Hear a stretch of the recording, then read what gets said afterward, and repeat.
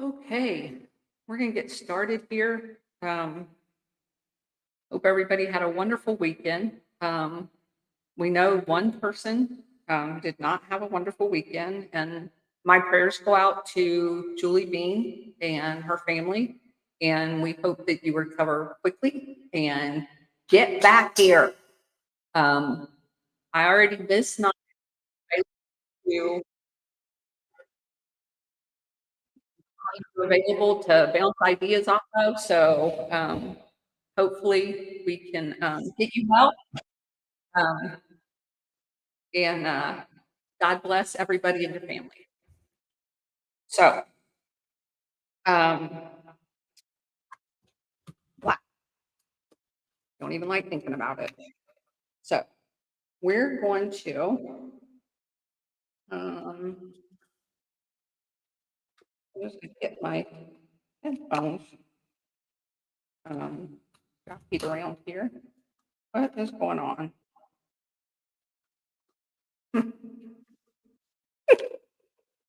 It's always something, every single time, always something. Um, so I don't know how that got um, disjointed. So, um, I don't know. All right, never mind. I don't care. We're going to start. Oh, you got echo, Raven. Um, how's that? Is that better?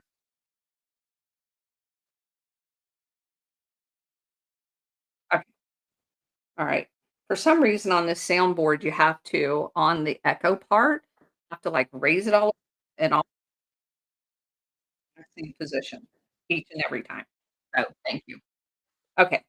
So I'm actually gonna do a little bit of the chapter 6 that we didn't get to last time, just because after, having reviewed it, there are a couple of people that we need to introduce, um, and then we're gonna jump into, chapter 7, which is crazy, and I'm going to, at the very end, kinda tie something together for you that not that we have any doubt that what Whitney Webb is describing here is a lot of the overlay with Operation Gladio, but I'm going to put it together for you in a very crystal clear, um, uh oh, God bless you, Tara, for being up at 6 AM.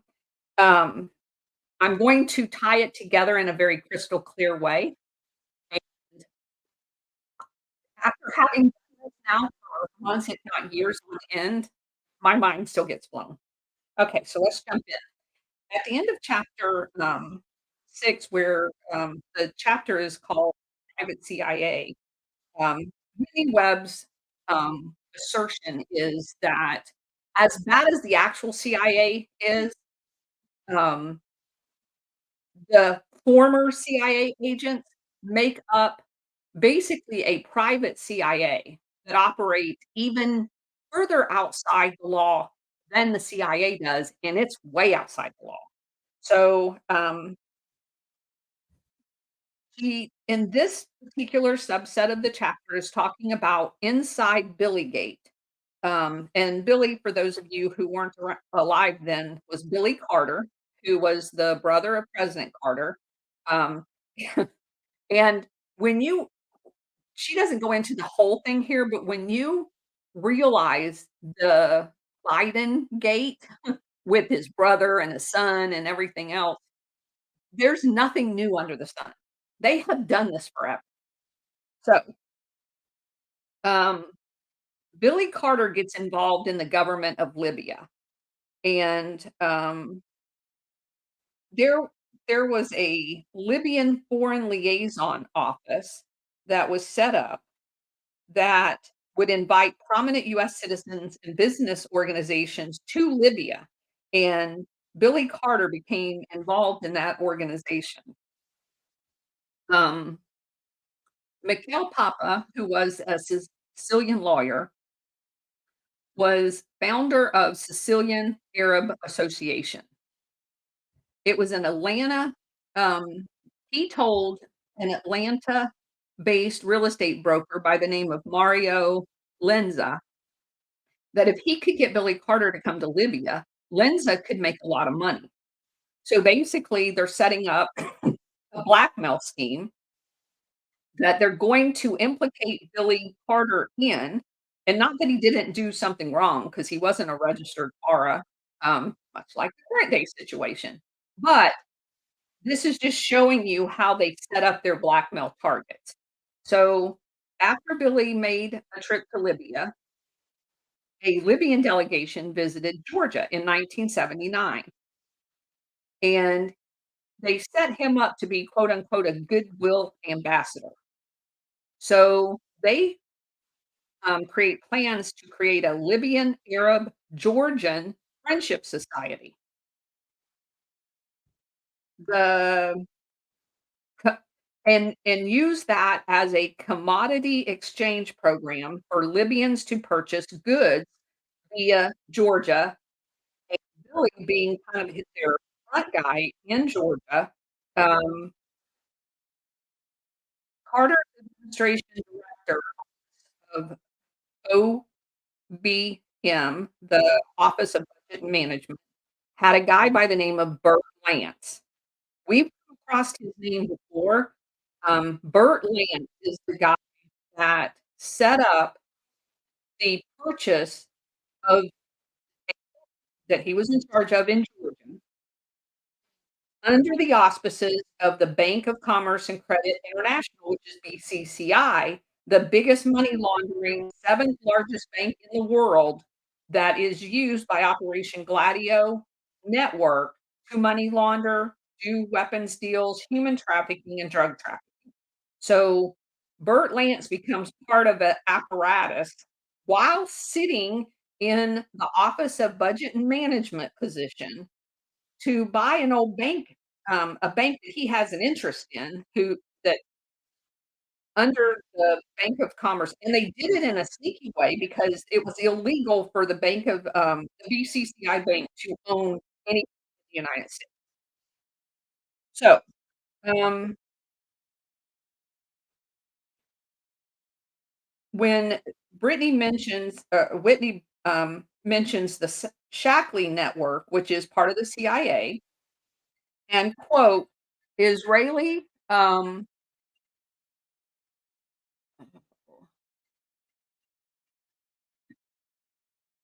Israeli intelligence decided to compromise the president through his brother, Billy.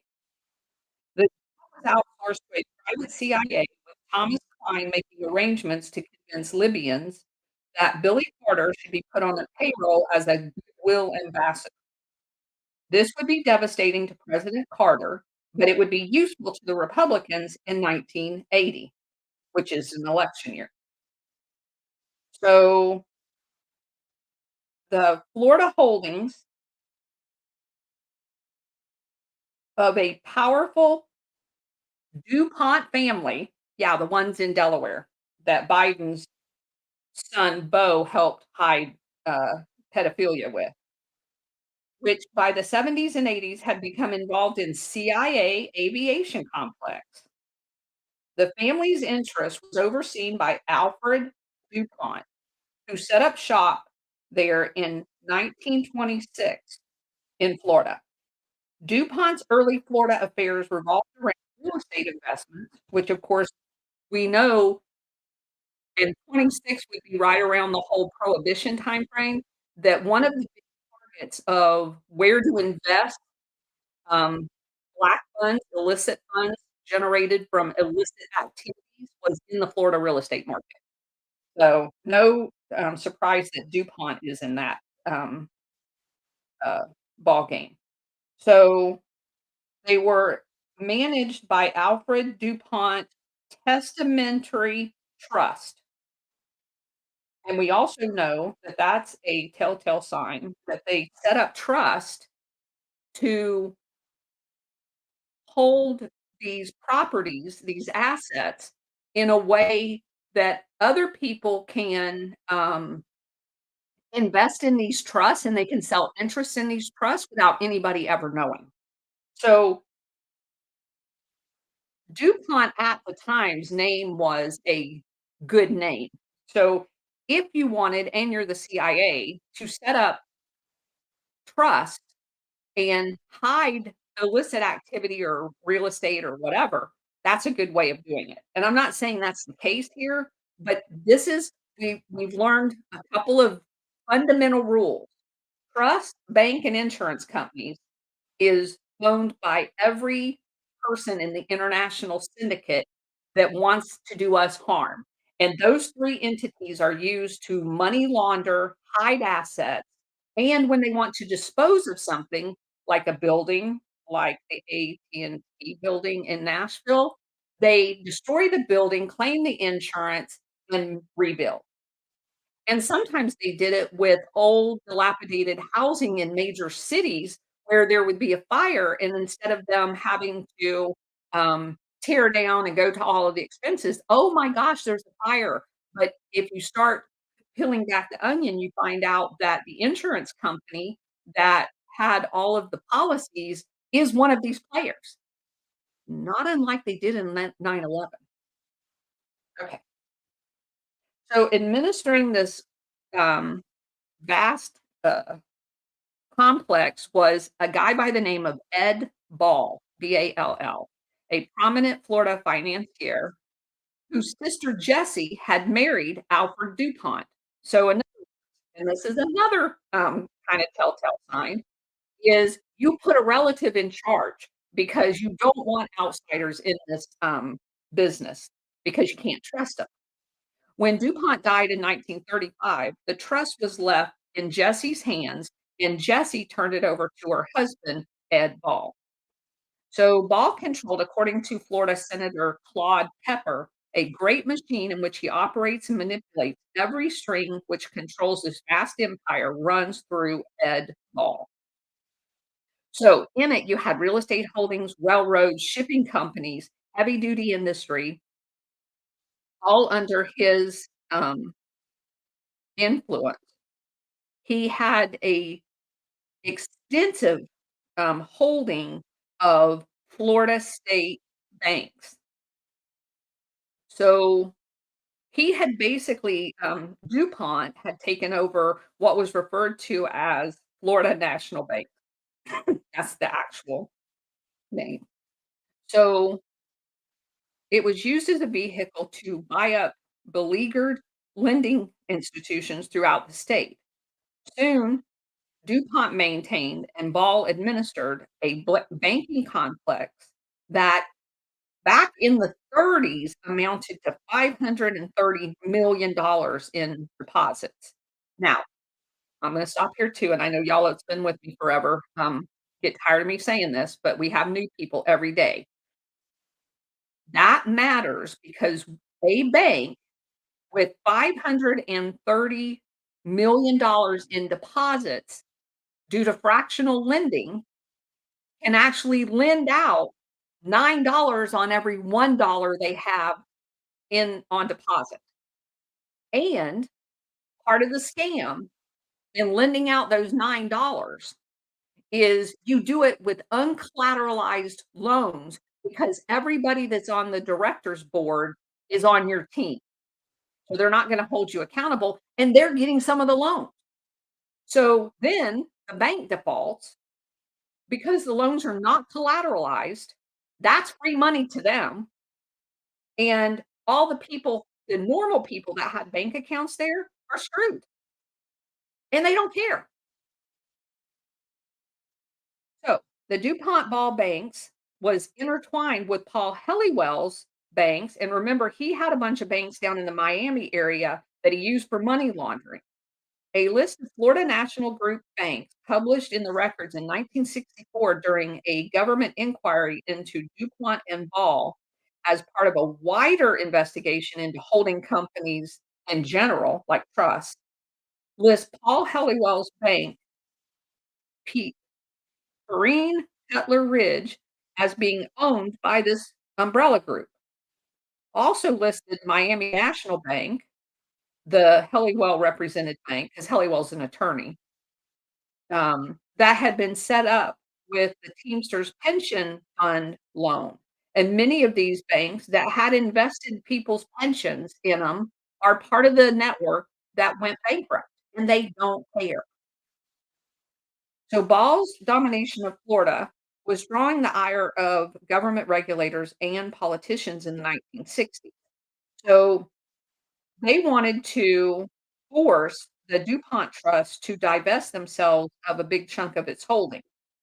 So, without going through I'm gonna name a couple of these, in case they ring bells. So he works with a guy by the name of Raymond Mason, who has a lot to do with the real estate, um, and there's a company called Charter Company that would take control of lucrative St. Joe paper company that was part of the trust, but also, um, their Occidental Petroleum under the control of Armored Hammered gets in on this, and Arm& Hammered maintained a spot on the board of Ball's Florida National Bank of Jacksonville.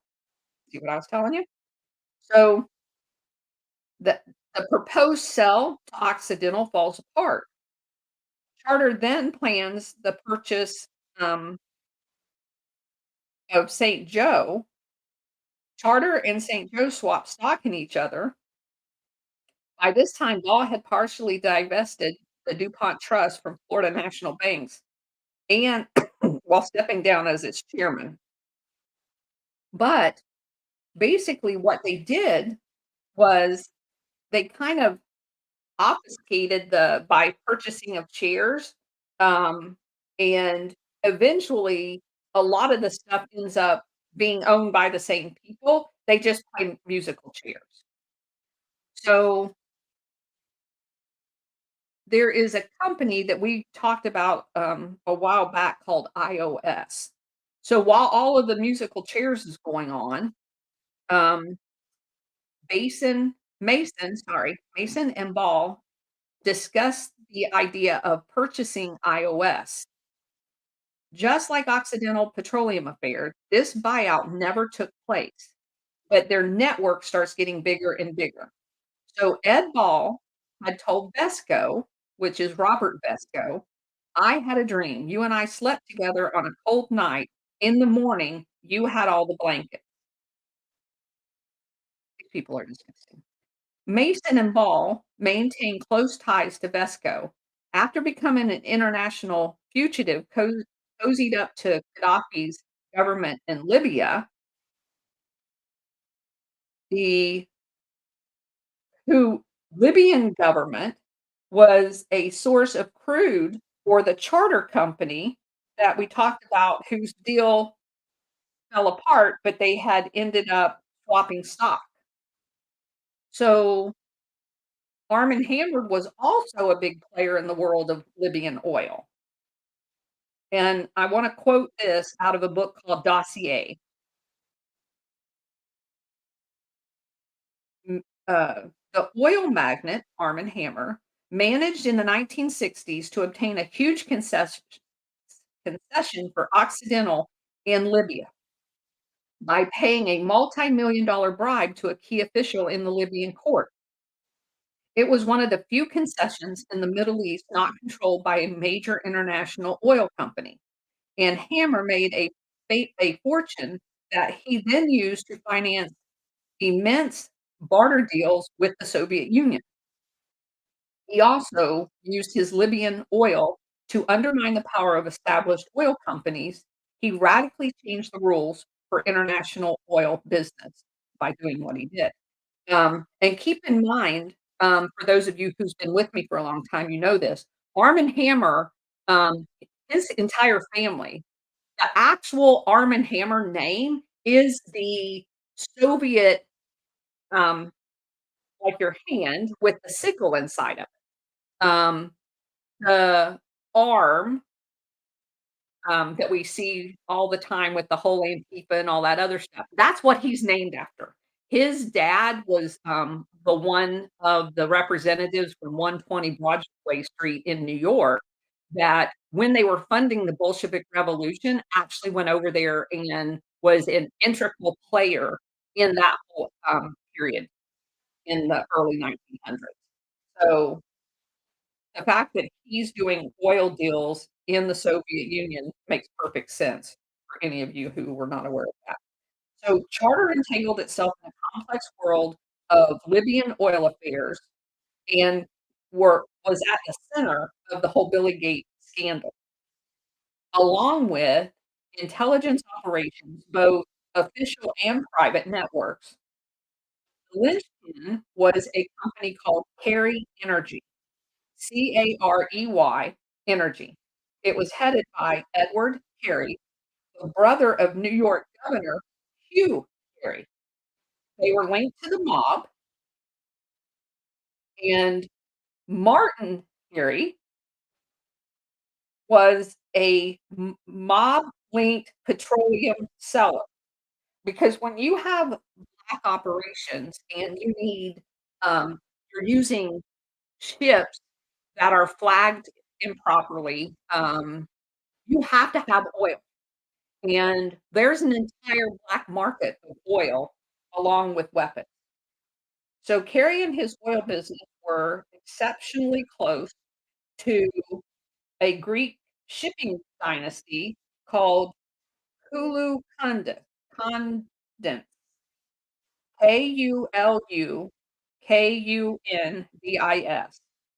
For those of you who are new, I just stumble over all of these crazy people's names. So, this guy's first name was, Elias, so we're just gonna call him Elias. He was working with Burma, but it's spelled Burmah, Oil Tankers Corporation, which was a subsidiary of BP. Back then, it was called Burma Oil. The We talked about this Kulu-Kandis family and how they worked with a guy by the name of Bruce Rappaport. Um, these All of these people and their business partners are going to be linked in subsequent chapters to Jeffrey Epstein and Ghislaine Maxwell's blackmail market. Elias's position at Burma Oil Tankers, um, was at the center of power, and another company that they did business with was Bahamas Development Corporation, co-owned they co-owned an oil transport facility in Freeport, Grand Bahamas. And this Greek oil company maintained an apartment in New York for the exclusive use of the Bohemian government to use when they traveled to New York. That's how close this business network was. Carey Energy also had a presence in the Bahamas and in Freeport called, they invested in a refinery called Borco. So she's just drawing the web of how all of these people are interconnected. Carey Energy was plugged into the world of New York politics. The company's executive vice president was a guy by the name of Jack McGregor, um, and he also was, he had a connection to the entire Carter family. So McGregor was an informal advisor to Billy Carter during the time of his brother's presidency and during this Libyan fiasco. Kerry Energy lightly brushed up against the interests of Arm& Hammer and Vesco, who were both involved in the Charter Oil, business. So Charter Oil chief financial guy was a guy by the name of J. Stevens Wilson, and he stated that Vesco had contacted Raymond Mason concerning a potential acquisition of of Charter of 3 of the IOS's subsidiaries that were going to be liquidated. Wilson and other Charter executives traveled to the Bahamas to meet Vesco. Wilson and Mason then followed up with a meeting in 1978 and another one in '79, so we're getting towards the end of the Carter administration at this point. Charter and Vesco, um, the meetings did take place. Borco's acquisition was discussed. Shortly after Charter took control of Kerry Energy, Vesco began calling Mason, claiming that he had been instrumental and they owed him $5 million for the deal. So there's a big brouhaha over this part, and Billy Carter's friend Jack McGregor had taken a position on the board at Charter, and Billy Carter signed an agreement with Charter to help the company obtain additional oil from Libya. So, the entire thing of Billygate, Billy Carter's oil deal with Charter Oil was engineered by Robert Vesco as a part of a larger scheme to influence the US government to deliver planes to Libya. So, Libya had been restricted from selling military to, for the US to sell military goods to Libya. So, they're basically trying to blackmail Billy Carter in order to have influence over him to convince his brother to lift the restrictions, and they did in fact do that. Um, there was a temporary lifting, and there was aircraft that was then sold to Libya, so their plan worked. And this is going to be very important because this is a very good overlay, which is why I wanted to go back and cover it for something that I'm working on right now that has to do with the Awan scandal. Um, that Awan scandal was not about computers. That entire Awan scandal was about blackmail and exactly who they were blackmailing and why. Um, and I'm gonna write something about that, if not do a podcast on that just by itself, because it's actually very fascinating when you go back, and we've talked about this several times. When you go back now that we know about Operation Gladio and the extensive blackmail, arms, human trafficking, and you look at some of these previous scandals, you're like, "Oh my gosh." So, um,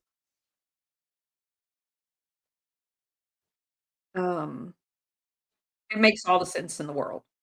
So, just to, finish with this one, um, a couple of the other people, I just wanna name these names that were involved in this, was, um, Adnan Khashoggi, um, who's the arms dealer, whose name keeps coming up. Um, also, um, the uh, let's see, just run through real quick.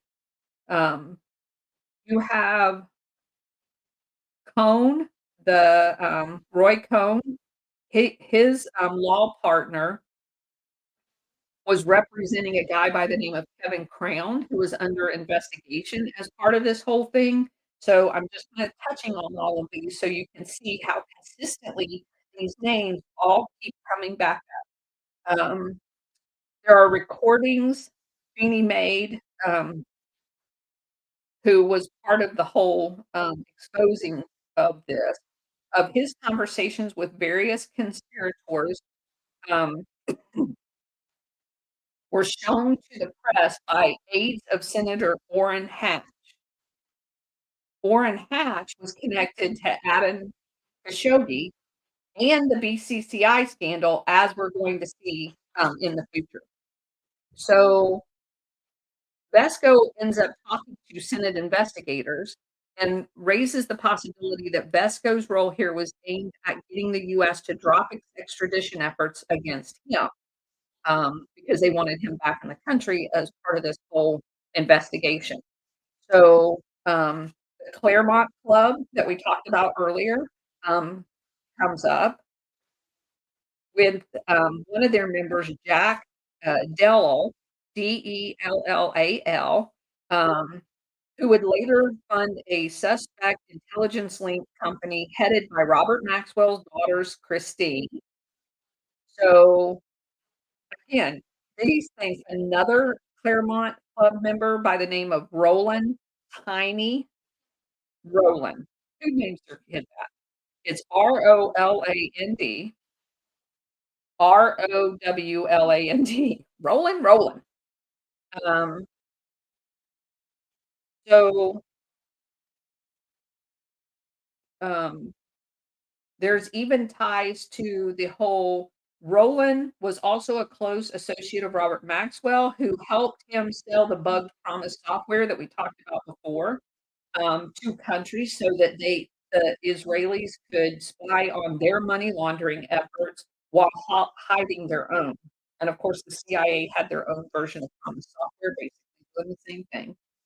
Um, so there's a company that was, set up by, um, called Tradewinds Air Holdings. Tradewinds became the subject of interest in British Parliament because there was a letter written to the British Secretary of State for Trade and Industry by Mohammed Al Fayyad Al Fayyad, the, Dodi, Fayyad, who was dating, Princess Diana. So listen to this. Mohammed, the dad, who was the chairman of Harrods department store in London, was married to Samara, Samira Khashoggi, Adam's Khashoggi's sister. Mohammed and Samira's son is Dodi. Is that crazy?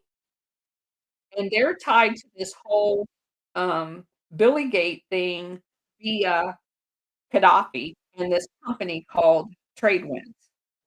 Mohammed had been business partners with this Roland guy and another guy in the 1970s, and by the 1980s, they had become, enemies.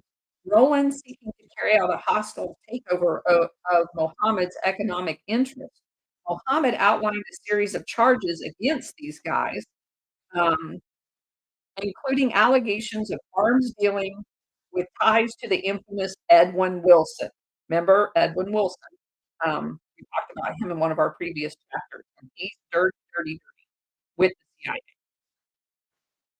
CIA. So one of Tradewind's subsidiaries, sorry, Tradewind is a subsidiary of a company called LONRHO, Lonho, and they had been named as a carrier in deals whereby CIA, this is a quote in Mohammed's letter, whereby ex-CIA agent Edwin Wilson shipped to Libya its weapons of terrorism. Wilson is presently serving 52 years in U.S. prison for his enterprise, while interestingly, a co-director in Tradewinds with Mr. Rowland, comma, Yukon, and Robert Dunlap from April 1981 to '83 was the head of the Libyan security, um, to a cousin of Omar Gaddafi. Until 1983, this LONRHO company, 40% partner in Tradewinds was Ashraf Marwan, who, however, served only fleetingly as a director. It is possible that he was acting merely as a front for the Libyan interest. It is something of a coincidence that Wilson should have been arrested. Marwan sold his shareholdings, and Gaddafi's cousin resigned as a director almost at the same time. So he's showing a link between the two. A Sunday Times article of 1984 gave some background on the Marwan Libyan involvement, and it's interesting that Gaddafi's cousin cited Marwan's office as his address in the notification of his directorship to the company's house. So, the sharing of addresses of these companies, we've learned, is a big deal as well. So Whitney summarizes it by saying, Tradewinds is a subsidiary of Tiny Roland's, um, company, Lonrho, was involved in Libya and was named as a player in arms dealings, including weapon shipping on behalf of Edwin Wilson. In other words, on behalf of Shackley's private CIA. So both Londho's chairman and Tradewind's director, Edwin Ducon, had previously been involved in liquidation and acquisitions for the iOS head company subsidiary. So that places him in the exact same orbit of Robert Vesco, who was part of iOS. So there you have it. She moves on. That's kind of the end of the Billygate thing. Um, they use that basically to smear President Carter, and that does not mean that President Carter is a good guy because you don't get to be president, as we know, until Trump, unless they've got dirt on you. So, and for those of you who take offense to that, um, I would caveat that with JFK, and the only reason he got to be president is because basically his dad lied to the mafia saying that he wasn't gonna touch them, and got their support in some of the very strong Democrat strongholds that they needed their support, and then basically JFK turned his back by hiring, his brother to prosecute them.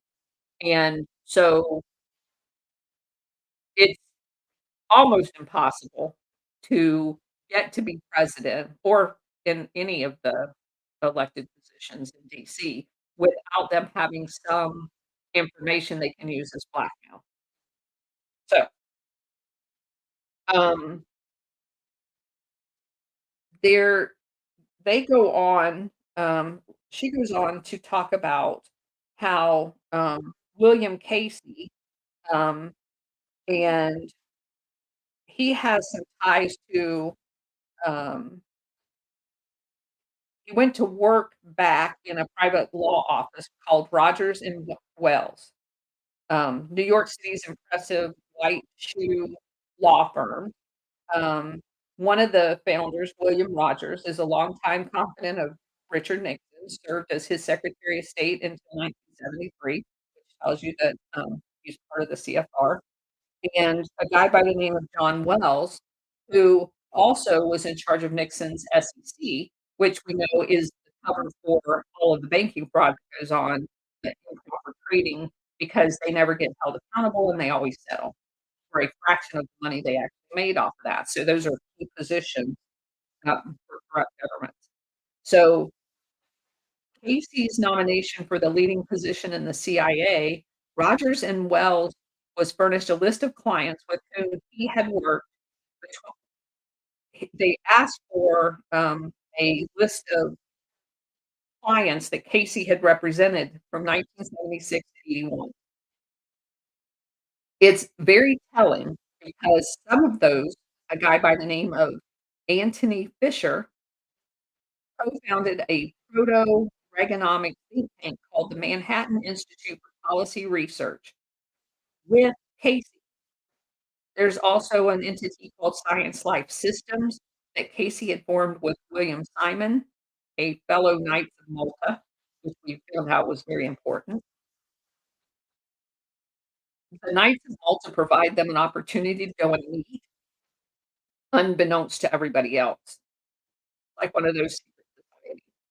Nixon's Treasury Secretary, um, so William Simon, a fellow Knights of Malta, served as Nixon's Treasury Secretary and would also he's gonna come up again in a thing called Covenant House controversy.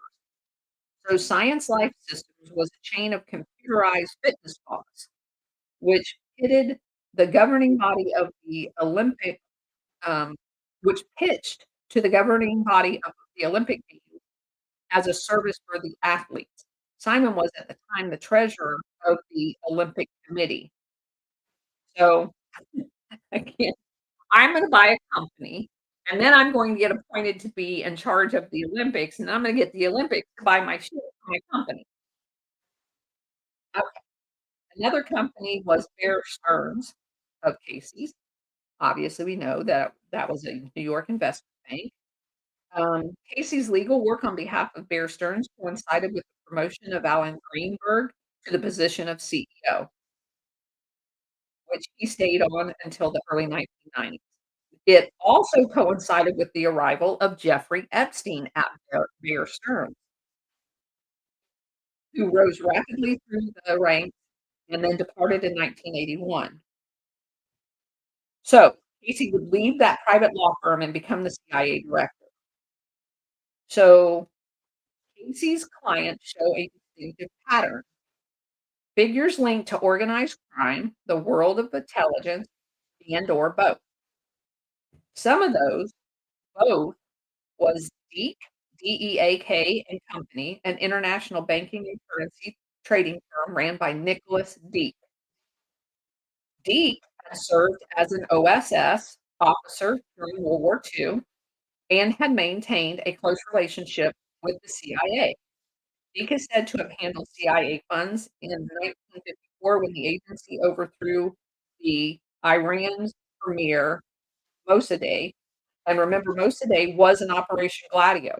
So right here, without her even knowing it, she has tied this blackmail apparatus that she's, doing a great job of delineating to Operation Gladio. So what she is saying here, that Deke was a money resource for the Operation Gladio network, because we know that Operation Gladio, from our other book reviews, was behind the overthrow and to restore the Shah in Iran. During the Vietnam War, Deak and Company allegedly moved CIA funds through its Hong Kong office for conversion in the Saigon unofficial market.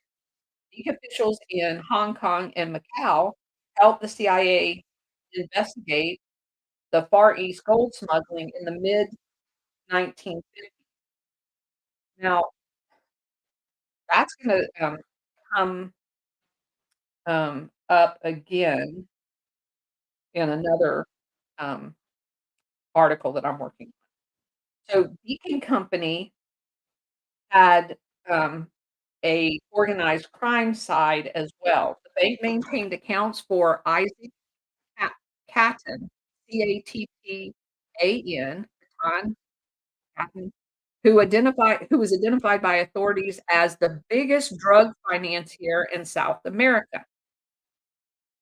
He had links to the Cali and the Medellin cartels in the '70s. Now, again, Operation Gladio. Um, yeah, I'll talk about, Julie, at the end. Um, I had mentioned her at the very beginning. We'll give you an update on her. Just gonna make myself a note. Thank you for asking though, Tara. Um, we love our Julie.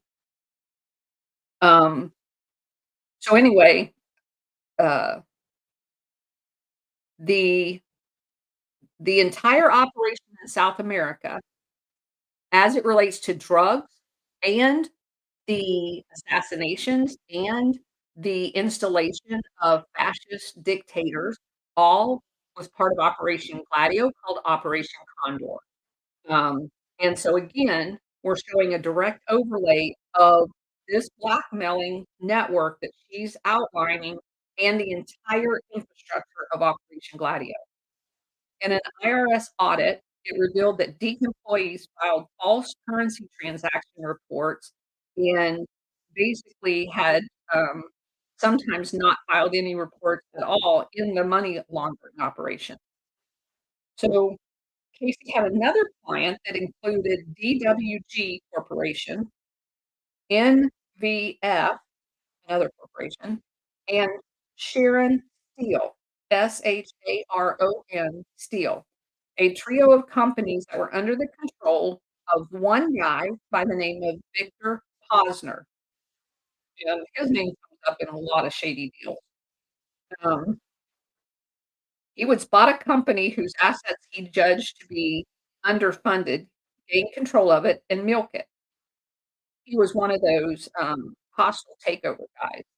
So, he would sell off parts of it, he would close other parts of it, um, and basically, he coveted the employees' pension funds, which would be raided and reinvested in Posner's other companies, helping him prop up his other company. 3 companies represented by Rogers and Wells revealed the diversity of Posner's holdings. DWG was a cigar manufacturer that has since become Wendy's fast food chain. Okay, yeah, I don't eat at Wendy's anymore. NFV, formerly National Vulcanized Fiber, which is a fiber used for guitar picks. Sharon Steel, which was part of Pennsylvania steel industry. He had fallen in with the crowd around Michael Milken, Milken, and Drexel Burnham Lambert. He was one of Milken's biggest customers. Particularly close to Posner was a guy by the name of the Drexel Burnham Lambert, client, Ivan Boesky. Boesky was dragged before the courts in his role for stock manipulation fraud case of Guinness beer. Max Fisher, who has ties to Leslie Wexner, which we talk more about in chapter 13, personally intervened on his behalf. Claire Hazel, Hazell, a former employee of Epstein's, um, who was key in the sex trafficking blackmail operation of Epstein, married into the wealthy Guinness family in the early 2000s. And we see that a lot where they have handlers that are the wives. So the wives will have been part of this network, and, they marry into targets, so they get deep intel from their target. Robert Vesco, um, Posner crossed paths during the time William Casey, was part of the SEC. The commission had brought a case against the corporation freighter, spearheaded once again by Stanley Sporkin for dipping into employees' pension funds at Sharon Steel. So, aside from Casey obtaining the Posner Corporation accounts at Rogers and Wells, DWG, Posner's close friend, um, Meshulam Riklis, Riklis, who we've came across before, worked out the guidelines with the SEC, then head of enforcement, Stanley Sporkin, and proceeded to take his company, Rapid American, private. So, another way to avoid, getting in trouble is to just take your company private, and then it's not governed by those. Rapid American included the remnants of Louis Rosenthal's business empire, which we discussed in chapter 1 and 2, and Rickless acquired the Manhattan townhouse of Rosensteel. And if you remember, that townhouse is the one that was bugged with all the electronic surveillance to blackmail people. Small world, small world. So another guy by the name of Armer, White, was the finance chairman of Dade County Reagan for president, and Casey was the manager of the national campaign. So Posner first became interested in Florida land development through his Security Management Corporation. White, this guy that was the real estate developer and associated with Reagan's campaign, was a constant fixture in Posner's world. He became a director on the DWG and later was granted a position on the board of Sharon Steel. He was also listed as a trustee of Posner's investment trust because you gotta have a trust if you're gonna be corrupt. Um, he also had ties to organized crime. Um, Context Industries was a company that, was set up in Florida that he used for real estate investments, for mafia people.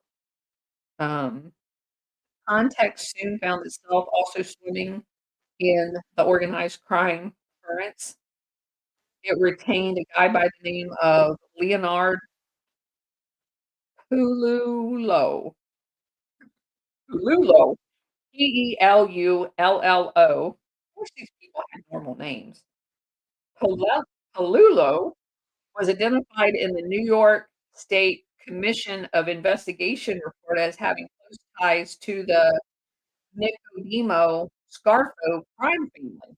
Scarfo allied with the Pennsylvania crime family and was given control of Atlantic City. And of course, that's where we know that Donald Trump got involved in kind of working with the FBI to reveal some of these mafia um, connections here. So it also talks about context industry getting involved in the construction of Atlantic City, um, casinos. So they definitely were involved in the shady side of things. Um, Also, this Lululo guy was part of the whole collapse of the savings and loan, because he was given extensive loans, um, that basically uncollateralized, and never had to pay back. Florida's Great American Bank, owned by former US Ambassador to Switzerland, Marvin Warner, um, was one of the money laundering banks for the Colombian drug money, and this was all revealed during Casey's client list for him to be the CIA director. Think about that. Let that sink in. So, we're going to, hire as the CIA director a guy that has been intimately involved in the mafia, the mob, um, crazy deals, the collapse of the savings and loan, and, hey, no big deal. We're gonna make him the CIA director because as the CIA director, that's what they do. They this is literally the qualifications to be the CIA director, because this is what he's gonna do as the CIA director. He is going to administer a black world money laundering, drug running, weapons running network. That's what they do.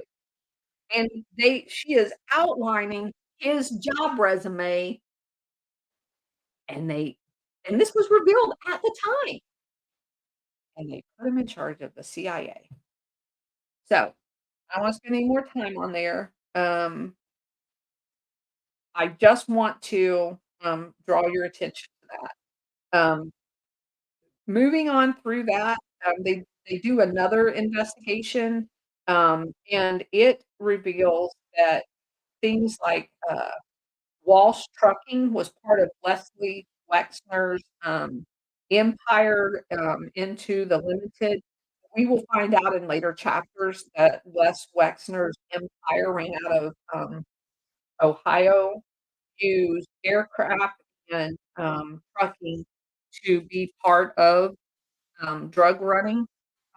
There's lots of implications there as far as the logistical overlap. Um, One guy, we're gonna talk about him several times throughout the rest of the book, John Shaheen, Shaheen, was an independent oil, guy that had associations with DC back to the OSS days. He was an aide to General Donovan, we've talked about him in the past. Um, so he, um Shaheen's Special Project Branch was completely autonomous in the OSS and, reported directly to Donovan. So we've conclusively proven that the Special Projects Branch is the branch that took over Galen's Operation Gladio network. So when you hear, John Shaheen, everything that he was involved in was Operation Gladio, and it was done under the auspices of special projects, and it was very, very because it spread to the entire world. Um, Shaheen's activities was very close, to the OSS insiders that Casey, would have been involved in because Casey was in London, as part of the whole Operation Gladio network. under the auspices of OSS. Donovan, Wild Bill Donovan, organized a committee to, uh, advise Hollywood on production of spy-themed movies. Now, this is very interesting. The members of the special commission excuse me.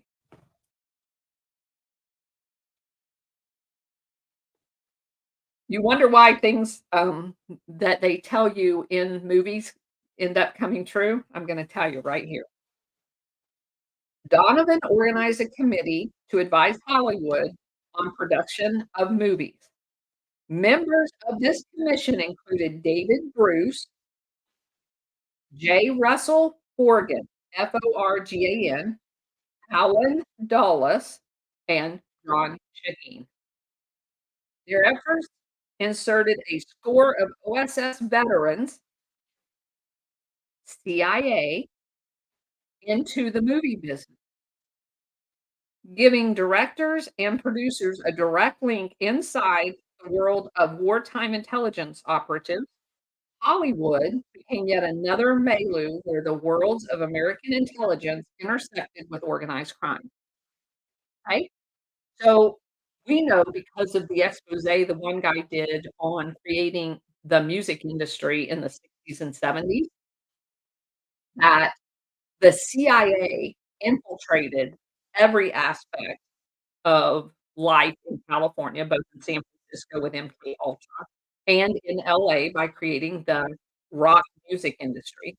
And every band that you ever heard of from the '60s, the Mamas and Papas and all of them, were all a creation out of whole cloth, Frank Zappa, everything, um, to be manipulating the American public. The CIA has been doing this for decades. They have laws that say they weren't allowed to do any of it, and they did all of it. They have been manipulating the American people forever. And here, Whitney identifies an actual commission set up to do it. So they referred to this group as Casey's Hardy Boys. Shaheen, like Casey, had been involved in the Nixon campaign in the '60s, um, when he was competing against JFK in the early '60s. Um, Nixon briefly went into private practice just like Casey did, and Shaheen had been one of his clients. So, um, during the same period, there's a guy by the name of John Doyle and his company, Canadian Javelin. Doyle's company included a close associate of Edgar Brockman, who we learned about in an earlier chapter with the liquor industry, and they're all criminals. Mark Millen as a major investor. Um, Doyle had also enticed Shaheen, um, to invest in Newfoundland's ventures, um, were the 2 companies taken on by Casey as clients at Roger and Wells, the law firm that he worked at. Very small group. So, um, I just wanna see if there's anything else in here that's, or any of the people that we're gonna just know that, Shaheen, when we read about him, bad dude. Um, y'all know about the October surprise where the Reagan administration incoming administration, well, the Reagan, um, campaign worked out a deal with Iran to hold on to the hostages until after Reagan takes off to screw Jimmy Carter, okay? Um, Shaheen was part of that whole deal too. He worked with a guy by the name of Cyrus Hash Hashemi, Hashemi. Um, so just wanna throw that one out too. Um Bill Casey's appointment of the CIA director, was popular with many on the Hill, with the exception of Barry Goldwater, who vehemently, despised him, which Casey kind of brushed off, by calling Goldwater a right-wing fringe. Um, a guy by the name of Bobby Ray Inman, a naval intelligence and NSA chief, who had been and we came across him because he's the guy that was in charge of the Task Force 157 that became the deputy, um, CIA, and then was kinda basically shunned because, he was much more conservative and wanted, nothing to do with the black side of the CIA. So, Inman basically, while Casey is in charge, during the Reagan administration of the CIA, Inman gets appointed to be his deputy, but basically they kinda segregate them out. So, George H.W. Bush is basically working with, uh, well, let me just say George H.W. Bush is basically playing this, uh rivalry between Casey and Inman to his favor as the vice president. And of course, he's been in the CIA, he knows all of this, and that's really the umbrella of how the Iran-Contra, gets set up because you have these 2 factions inside the CIA with George Bush basically manipulating both of them, and as such, um there are many things that are allowed to happen that maybe had there been a more cohesive other alternatives, never mind, I'm not even gonna say that. Um, yeah, never mind. But some of the people that I wanna point out is Vice Admiral Arthur Morrow, and a guy by the name of Daniel Murphy, who was Bush's chief of staff, and Donald Gregg, who used to be a former CIA officer, and there's no such thing as a former CIA officer, but he is Bush's national security advisor as vice president, this Gregg guy is. And that's how they were all involved in setting up the October surprise and working with the Iranians, um, people that were holding the hostages to hold on to them until after the election. And then, of course, we all know they got released on the day that Reagan took office, which kinda set the ground it set the ground for them, to then because they have blackmail on them, right? So that's how you get the whole Iran-Contra deal set up. Iran wants weapons, and they're gonna set up this apparatus that we'll talk about later on how to get those weapons. And they're going to use as blackmail the fact that, "Hey, I helped you with your October surprise, you're gonna help me or I'm telling on you." Alright, so we'll go over all the players. Of course, we know Oliver North was part of it, the General Seaford was part of it, um, and John Deuce, the guy we, already talked about, DEUSS was part of it, um, and national intelligence, both in, Israel and Iran were all part of it, uh, so we're gonna move on. That's the end of the private CIA, gets us caught up. Chapter 7 talks about a killer enterprise. Now, what's interesting about this is she's gonna spend this chapter talking about the bank BCCI. We know a little bit about that bank. It was set up in Pakistan. It became the 7th largest bank in the world, and its basic premise was money laundering. But there's also, as you will find out in the rest of these chapters, a whole 'nother facet of BCCI that was like a company within a company doing some really crazy things.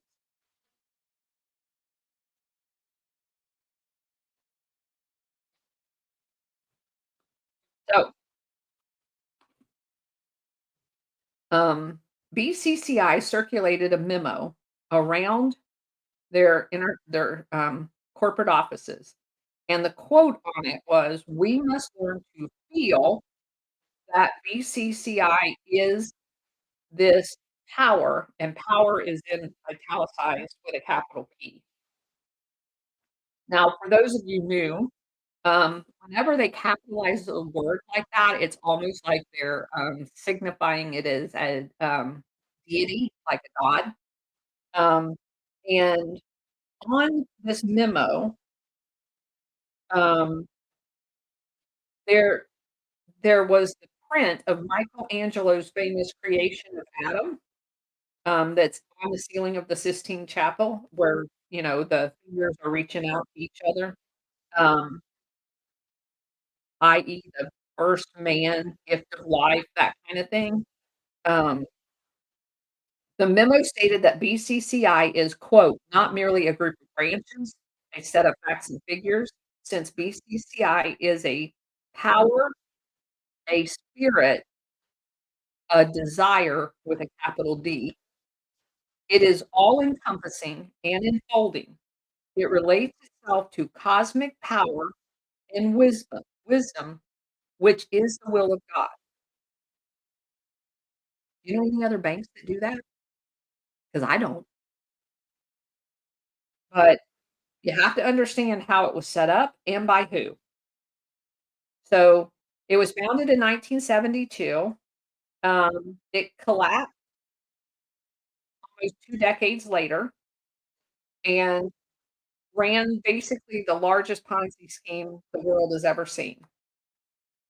Its collapse in '91, Time ran a lengthy story referring to it as the dirtiest bank of all of them, and that's saying something, 'cause there's a lot of dirty banks. Bank of America is one of them, and we're gonna talk about Bank of America.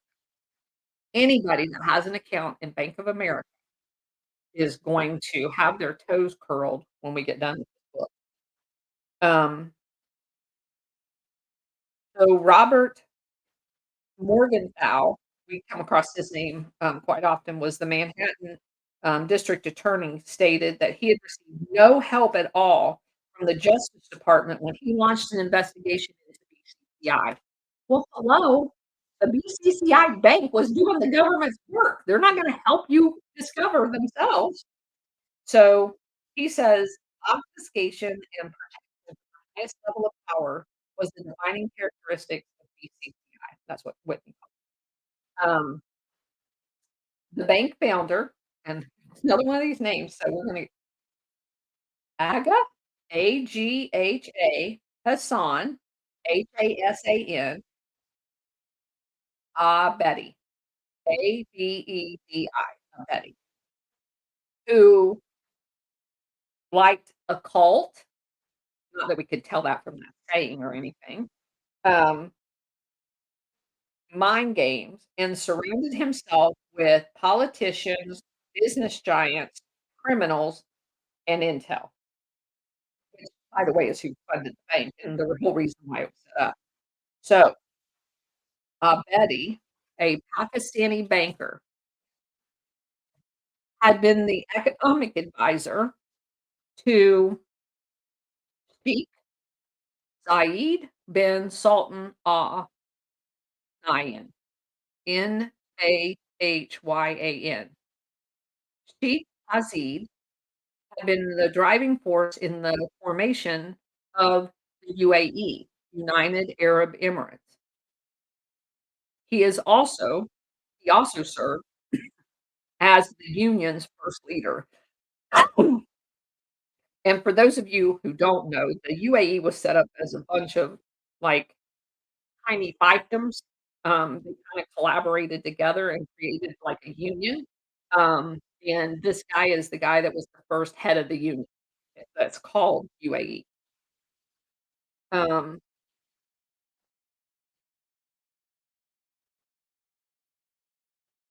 he had been the one who had first planted the idea of what would become the UAE in Sheikh Zayed's mind. So, he being Abedi, the guy that set up the BCCI bank. Um, Nick um, Whitney refers to him as a cosmopolitan and internationalist and an opponent to classical colonialism. At the same time, he opposed socialist currents that were, being seen in the Middle East. A self-described liberal, he conceived of BCCI as a world bank, a global bank for the third world. That's in quotes. That's him saying that. Sheikh Zayed, the royal the Saudi royal family, Saudi intelligence would basically form the BCCI's, entity, and, um, it was it became well known for money laundering, capital flight, and fraud. So, you've got the Pakistani Saudi, getting together, um, along with the CIA in a 1992 report published in Newsweek. An anonymous former officer of BCCI, and its predecessor, United Bank, as well as a close associate of Abedi's, said, quote, "Abedi had worked with the CIA during his United Bank days, and that the CIA had encouraged him to launch BCCI, since the agency realized that its international bank could provide valuable cover for intel operations," unquote. Now, keep in mind, because uh, Whitney doesn't make this, connection, but I'm gonna make this connection. You're basically talking about money laundering for Operation Gladio. We already know that the, Vatican had been doing a large part of that, but we also know they began to have troubles with the assassination of Calvi that had been in charge of Bank of Ambrosiano, and that the Italian, uh leadership because of the exposé in the, 19, 90s, was putting the heat on the Vatican, and they were under intense, even though they're a sovereign country, intense, heat to clean their self stuff up. Now, they don't ever do that completely, but there was a lot of you have the Nugent Hand Bank, where Nugent ends up assassinated. You have the Castle Bank that was called Halliwell's Bank in the Bahamas that goes belly up. So, they need something outside of the control of the banking industry, if you will, to continue funding Operation Gladio. So, using intel entities in Pakistan, in large part the ISI, which is their, intel apparatus we bought and paid for, um, and same with Saudi. The majority of the Saudi intel, we train everybody. So, um, that whole thing is a arm of our control.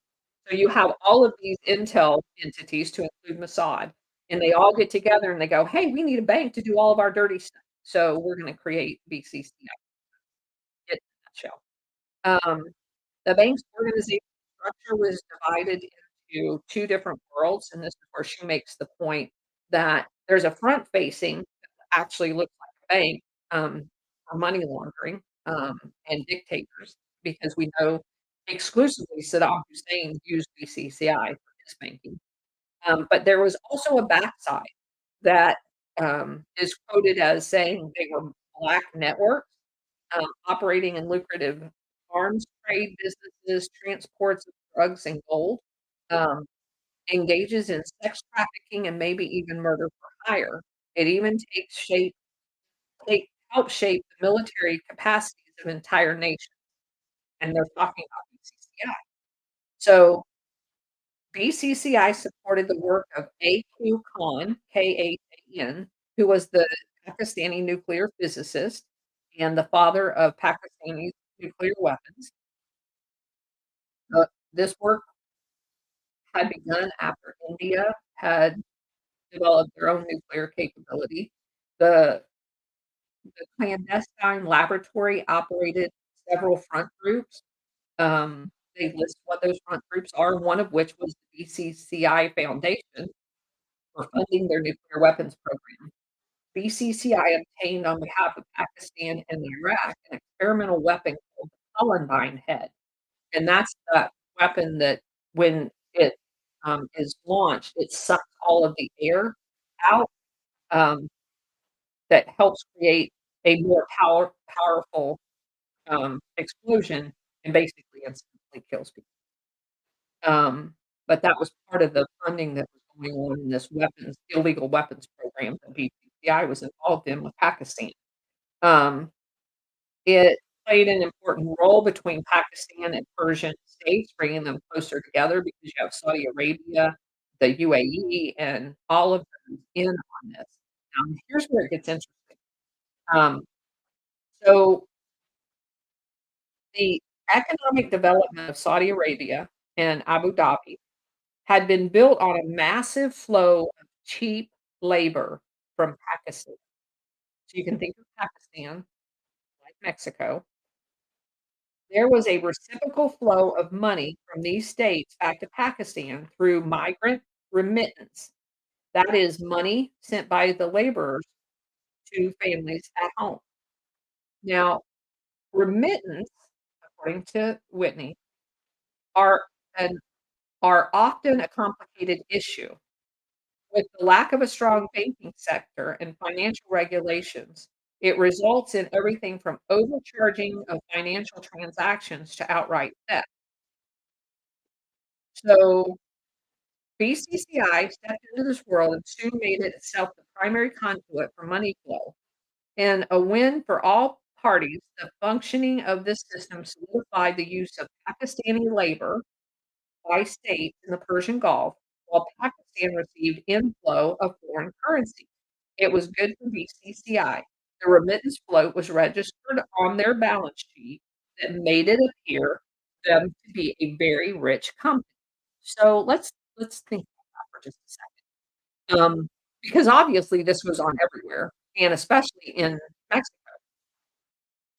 So the remittance, both in the US when it's deposited here, then the remittance on the Mexican banks when it's moved to their local area all helps in that float. Remember what I said, for every dollar they have on their books, they can lend 9, okay? You can see where everybody in big business, whether it's in the developing, um, Arabic Peninsula, Israel, wherever, if they're betting on African labor and Pakistani labor, um, to maintain this float, if you will, you can see that you it's another illustration on why we have no borders and why Soros doesn't want any borders. Because borders mean that you don't have this big business source of cheap labor. They own all of the banks. They use this money flow from what little bit of money they pay these people as floats in their banks to further manipulate all of us. I want y'all to understand that. That's huge. It also keeps people forever slaves to this apparatus, because once they get a hold of it, just like the arrangement that we have now, um, it's almost impossible, as you saw with Trump, to close the border once all of these people have gotten so rich doing it, because they bring forces to bear, as we're going to see. Um, the underbelly of it, just like with ours, BCCI provided for Arab ruling families, and the services through BCCI provided to Arab ruling families included Pakistani prostitutes, typically teenage girls that were known as singing and dancing girls. Congressional report on BCCI came close to revealing the bank/black network dichotomy discussed by Beatty and Gwynn in their Time magazine article. The head of BCCI's Pakistani operations was a close friend of Abadi's named Sani, Sani, Ahmed, Ahmad.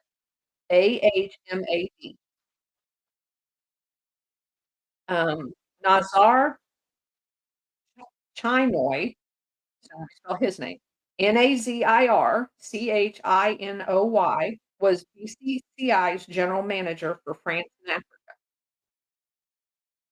They told investigators that Sani, Ahmed, was the trusted man for things no one else was supposed to know.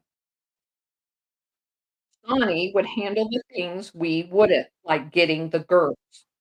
If anyone paid anyone any money, as in a bribe, Sani would be the one doing it, unquote. BCCI's role in sex trafficking, including minors, we're gonna go into deeper in chapter 11. So, BCCI saw that they needed a pipeline into the US financial services. Um, Abadi, Abedi courted American Express, but American Express wanted too much influence over their internal activities, so he dropped that. It was at that point that Abedi approaches Bank of America. Bank of America became a large stakeholder in BCCI, holding 30% of the stock. Bank of America, everybody. Why is anybody banking there? The number of bank officials A number of Bank of America banking officials joined the BCCI board. It eventually sold its 30%, but it knew what it was there for. Because you have to keep in mind that all of these large banking facilities, they know they know when a new bank comes on and within a few years is the 7th largest bank in the world, you know what they're doing. It's not a secret, and they didn't care. They only cared when it got hot, and there should be nobody in America that is banking at Bank of America, nobody. Congressional BCCI report that Bank of America, quote, "would in fact retain correspondent banking relationships with BCCI, continually seek additional business from BCCI, collude in at least one of BCCI's purchase of a foreign bank through nominees in South America, and earn a great deal of money from the relationship until BCCI closure." Unquote. So, Bank of America's sale of the shares simply allowed BCCI to further develop a web of front companies. The bank turned to an entity called ICIC Overseas Limited. That was set up in the Caymans by BCCI to act as a clearinghouse to sell shares of BCCIs. So, BCCI's major penetration of the US financial system involved Burt Lance. Remember, Burt Lance is the Office of Management and Budget guy for Jimmy Carter. He was a prominent banker also in Atlanta. Um, he was forced to resign from the Office of Management and Budget because of the scandal with BCCI. When Burt Lance resigned from his position, Lance had become the most notorious banker in the United States. It came from his role as president in 1995 as the National Bank of Georgia's president. His time was marred by controversy. So, there was a parent company of the bank called Financial General Bankshares. We're gonna call it FGB, Financial General Bankshares. That's the parent company, and under that, you have the National Bank of Georgia. So, he was accused of making loans that exceeded his lending authority and not secured by collateral. And what have we learned? one of the facets of these gangsters is they issue large loans with no collateral, and they do it by having the money on their books, lending 9 for every one, no collateral, so when the bank collapses, these people walk away and they don't have to pay the loan. And even if the bank doesn't collapse, they don't have to repay the loan. There's nothing collateralizing the loan. So if you took that loan out, did something with it, and eventually they call your loan, if you default on that loan, you lose nothing because they have no collateral to and they keep doing shell companies, so they're able to hide where they have the money in trust.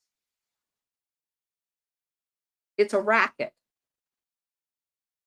So, um, Carter asked Congress to suspend ethics rules that would have forced Lance to sell his 190,000 shares of stock that he owned in National Bank of Georgia when he was appointed. Based on that request, because the justification was, at the time, that sell would have cost him $1.6 million had he been forced to sell at the time. His request instead resulted in a sweeping investigation, into Lance's banking practices. So, again, Carter's not clean. A lot of people think that because they set up Billy Carter, that's just something they do with everybody. It doesn't make or Jimmy Carter clean. He was. And I will remind you, and everybody that's listened to me for a long time knows, Jimmy Carter set up the Department of Education knowing damn good well it was gonna screw our education system. So, he's not a good guy. So Lance was found violating regulations. One of FGB's major stockholders and controller was General George Olmsted. So Lance began hunting for buyers for the holdings of FGB and National Bank of Georgia. FGB was a hot commodity in the 1970s. During World War II, General Olmsted wore many hats. He was involved in intelligence. He was involved in the China, Burma, India theater, which is where all the opium smoking happened. Um, After the war, he took control of a bank called International Bank in Washington, D.C., and built a business empire with extensive holdings in other banks, real estate, and insurance companies. Ah, told ya. That's how you tell they're dirty, at least as far as this book goes. Um,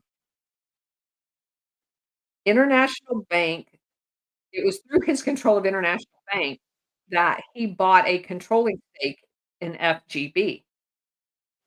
So, he bought also into a Cayman Island bank called Mercantile Bank and Trust. Mercantile, if you remember, is connected to Paul Halliwell and Castle Bank. So they're demonstrating to you this general was assigned a mission, as far as I'm concerned, I'm just gonna, say this on my own. He was assigned a mission when he got out of the military, that he's gonna go set up this bank in Washington, DC. Now let me explain to you why that would be. You want blackmail, where are you gonna set up a bank? You're gonna set up a bank in Washington, DC. You're gonna encourage every member of Congress to bank in your bank for whatever way you can in promotions, free checking, whatever. And then you're gonna have all the blackmail material that you need on everybody in Washington, DC because of their banking. Who are they writing checks to? Who are they transferring money to? What prostitute did they visit last month? Blah, blah, blah. You basically have a spying network via a bank. During his last days as director of OMB, Lance put Olmsted in touch with a guy by the name of J. Middendorf, Middendorf, who had served as Secretary of the Navy and ambassador to the Netherlands under Nixon. Middendorf was also close to Carter, who had made him Navy Secretary. So another one of the Uniparty. Middendorf had set up a group to take over FGB. Middendorf consisted of very prominent, um, so Middendorf Group was an entity, like a trust, that was set up to take over, the company. It consisted of figures like Jackson Stephen.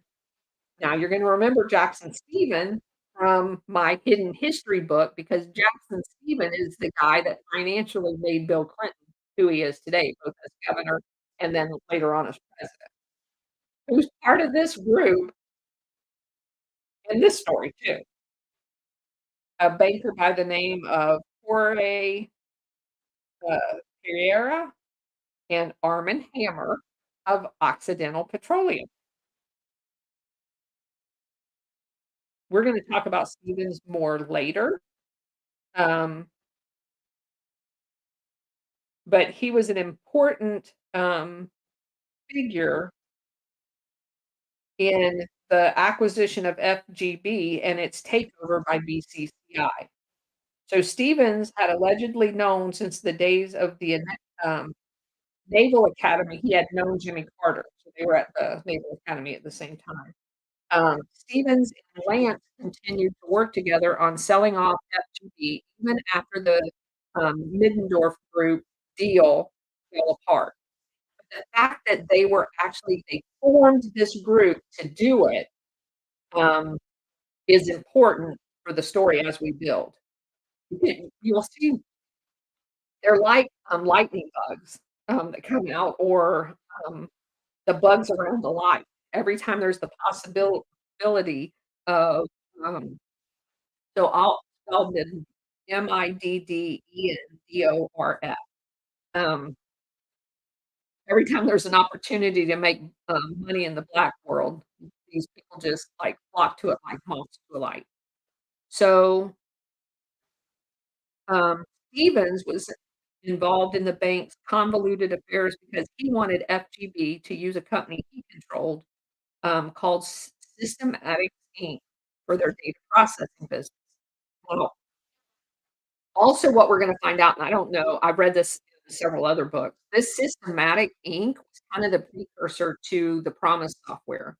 It was a way that by using his software, the Stevens guy, he knew everything about all of the bank transactions people made, um, and that's why he wanted, to set up BCCI's potential acquisition of this bank using the software so that he would know what was going on when BCCI owned the bank.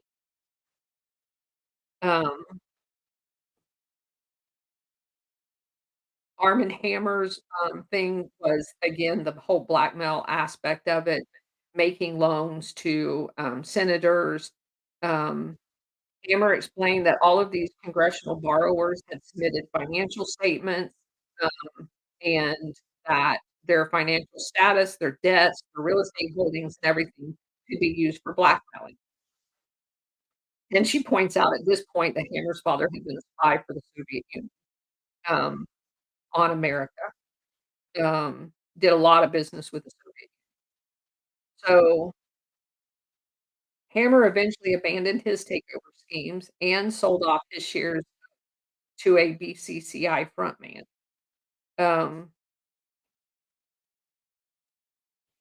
in the 1970s, roughly 1,000,000 shares of Hammer's Occidental Petroleum were held by one of BCCI's agents, Galay, Ghaitaith, Fer Faraon, Fharaon. So, this Galay had to was described as Occidental's representative in Saudi Arabia. Occidental partnered with the London-based Paddock Oil, which was led by a handful of BCCI players. So you have, um, Galay and Kamal Adem, who was a former Soviet intelligence chief and founder of the Safari Club. Remember us talking about the Safari Club. So, all of these people again in bed with each other. The primary agents in the BCCI takeover of FGB were Lance Stevens and Eugene Metzger. Metzger was a Washington attorney who had formerly served in the Justice Department and Office of the Comptroller of the Currency, so he was the inside guy. It appears BCCI was interested in FGB, subsidiary National Bank of Georgia. That kind of excuse me, was their target. So,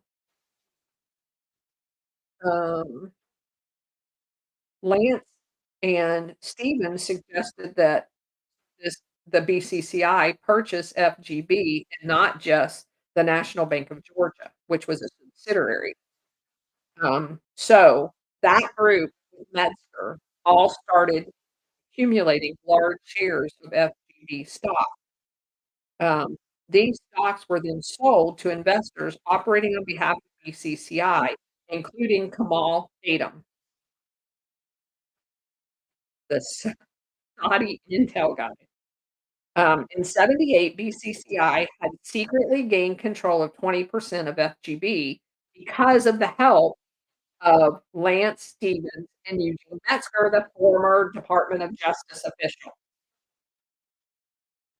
So, facing a hostile takeover, the leadership hit back with a lawsuit aimed at abetting Lance Metzger and Stevens' company called Stevens Inc. and Systematic. The SEC launched its own suit charging securities fraud. The Lance Group retained the services of Clark Clifford, that guy just keeps coming up, Robert Altman, Altman. This was Clifford and Altman's first interaction with BCCI. So, according to a Washington Post article, Altman is quoted as saying that Lance was involved with Middle Eastern financial interests and set up set up for them a holding company to direct the capital into these banks and other US investments. The SEC suit was settled quickly, because of course it was, because they own those people.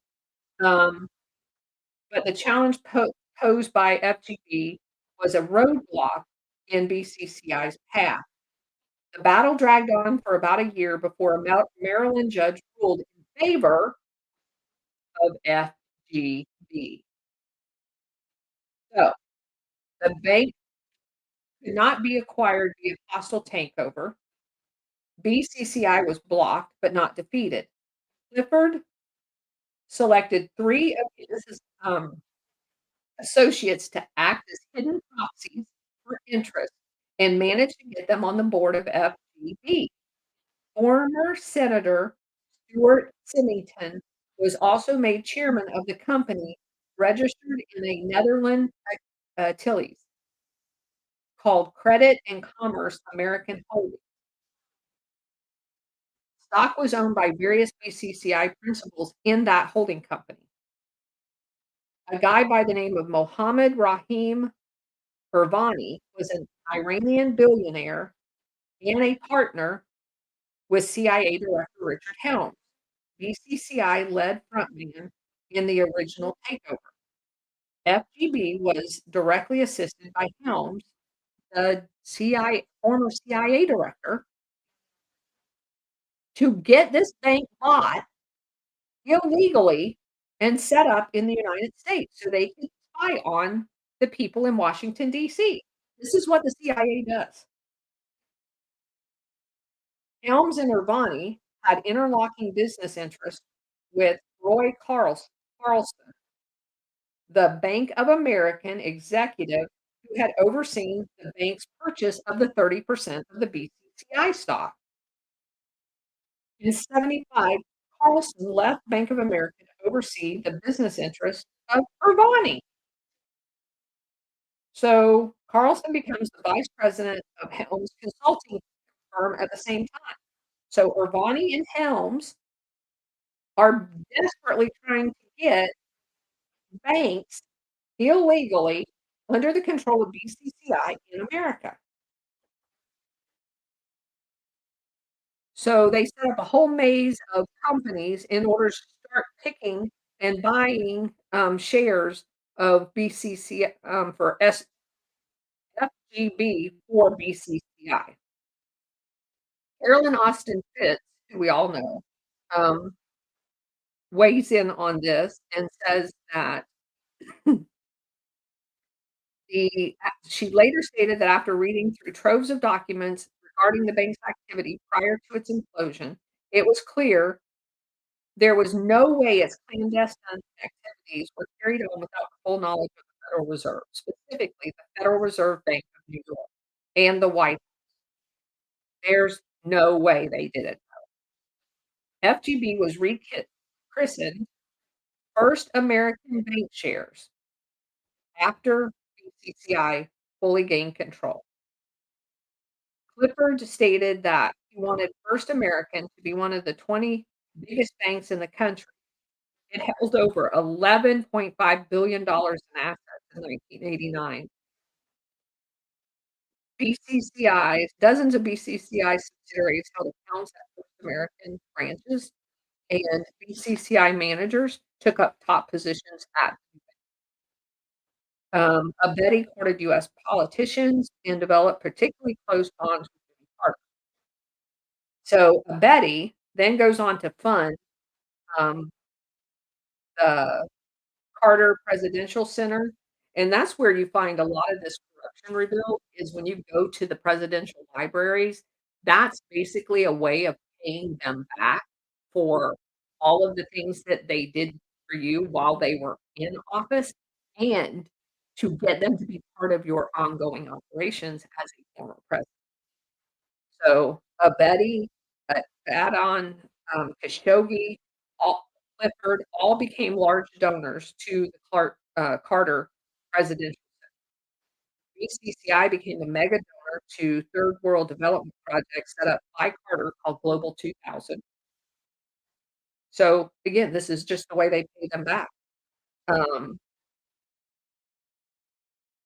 let's see. So, another, political philanthropic, of that BCCI was connected to was called the Chief of Police National Drug Task Force, COP. They received money from First American. The head of COP was Utah Senator Orrin Hatch. His name comes up repeatedly. So, he was a big defender during the collapse of BCCI as well. Another figure in the, chief of police for their national drug force was Randy Anderson. He was the son of a DC journalist, Jack Anderson. And Jack Anderson is part of the CIA, just saying that, because every one of the leaked stories that we've come across was given to Jack Anderson. So you've got his son, Randy Anderson, that's involved in this.